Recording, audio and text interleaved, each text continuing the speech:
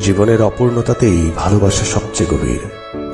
শরৎচন্দ্র বলেছিলেন, বড় প্রেম শুধু কাছেই ডাকে না, দূরেও ঠেলে দেয়। মানুষকে সবসময় পাশে পেলেই ভালোবাসা কিন্তু হয় না। একাকিত্ব সময়ে কারো স্মৃতি বয়ে বেড়ানো ভালোবাসা। আমাদের চলার পথ আলাদা হলেও সুখে অনেকটা পথ হেঁটেছি একসাথে।